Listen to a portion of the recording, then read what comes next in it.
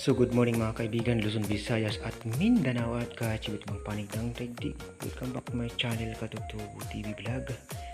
So nandito po tayo mga kaibigan sa loob ng chapel. Ayan po. So nandito po tayo sa loob ng chapel mga kaibigan. Side.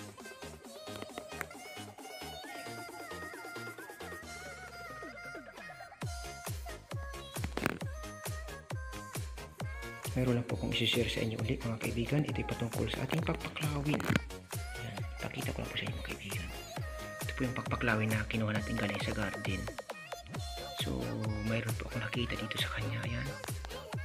This is not a prank. Ayan. So, disclaimer lang. This video is for entertainment purposes only. Ayan po mga kaibigan. Tingnan nyo. Ito ang ating pagpaklawin mga kaibigan galing sa garden. So, wala pa po itong ganito.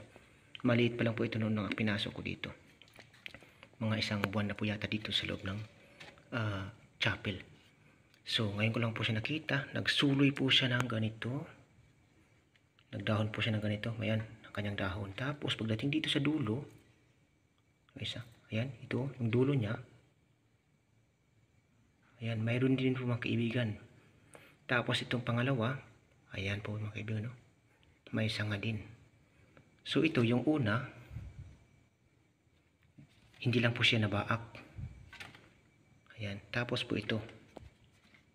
Ayan po mga kaibigan, no? Hindi lang po siya nabaak. Hindi po katulad dito, yung bago ng sibol na dahon. Ayan, nahati po sa gitna ang kanyang baak. Ayan. Ito po mga kaibigan, ayan. Tapos pagdating dito sa pinakadulo na isa, may baak din po sa maliit. Pitmalo. Ayan. Tapos ito pong pangalawa niyang dahon, mayroon din po siyang parang Y. Nakakamangha naman po itong pagpaklawin mga kaibigan na sa loob ng chapel tapos nagganyan ang kanyang dahon. So ngayon lang po ako nakakita ng ganyan mga kaibigan. Sa labas po ako nakakita ng ganyan.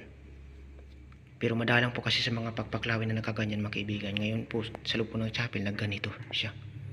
So pakita ko na lang po ito ulit mga kaibigan sa inyo dahil sariwa po ang kanyang dahon. Baka maputol. So, ikot po natin ang halaman. Ayan. So, ayan po mga kaibigan. Ayan, ang kanyang dahon na bago. Tapos, ito isang pangalawa niya. Ayan, mayroon din po siyang hati sa pinakadulo. Ito sa dulo din. Ito sa gitna. Tapos, dito naman sa kanyang pinakadulo na dahon, mayroon pang pahabol. So, ang galing naman mga kaibigan. Pitmalo. Ayan. So, i-update ko na lang po kayo mga kaibigan sa sunod nitong video. Pag siya ay ganito na po kagulang ang kanyang dahon dito mga kaibigan. Huwag lamang po sana madali ng apid sa loob. Ayan. So, ipakita ko na lang po ulit ito sa inyo kapag siya ay naging ganito na, magulang na yung dahon niya. Kasi ngayon mga kaibigan, sariwa pa, hindi pa natin masyadong makita ang kanyang ganda. So, ayan lang po mga kaibigan, i-update ko na po kayo sa sunod. Thank you so much po sa inyong lahat.